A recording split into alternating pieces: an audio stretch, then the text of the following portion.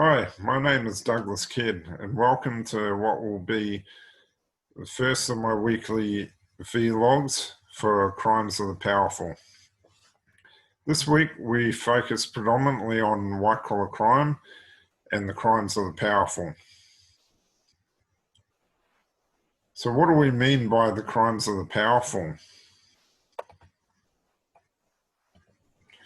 What is white-collar crime?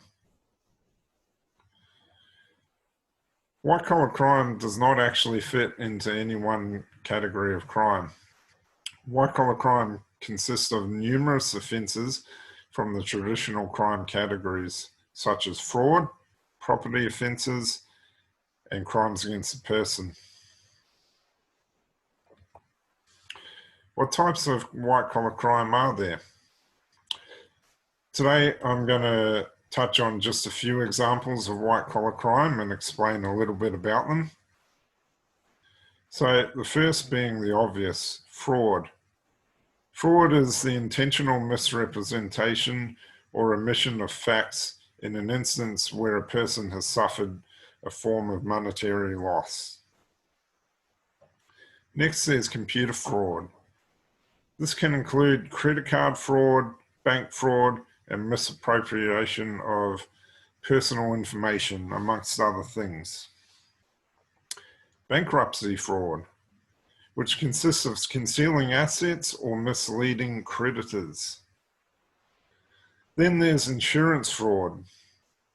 This is where an individual defrauds an insurance company by making a fraudulent claim. And last, but most importantly, there is public corruption, which is an unlawful act or corrupt act by a public official that breaches the public's trust. Now, examples of public officials are police officers, healthcare workers, and government officials. So I came up with actually a pretty good example of public corruption that's happened in recent times here in Queensland. In October 2016, the Queensland Crime and Corruption Commission commenced an investigation into the corrupt activities of Ipswich City Council. The result of the investigation was 91 charges being laid in relation to public corruption being brought against members of the council, of which so far 4 members have been sentenced to terms of imprisonment.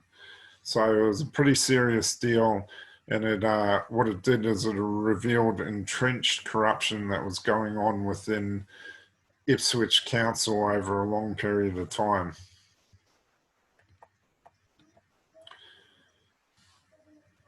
Who are white-collar offenders? In conclusion, I want to talk about who white-collar offenders are. Traditionally, white-collar offenders come from middle and upper-class society. However, the characteristics are as wide and as varied as the crimes themselves. It could be a chief executive embezzling money, to a frontline employee misusing company or government property. So that concludes my vlog for this week. Thank you all very much for watching, and I will see you again next week.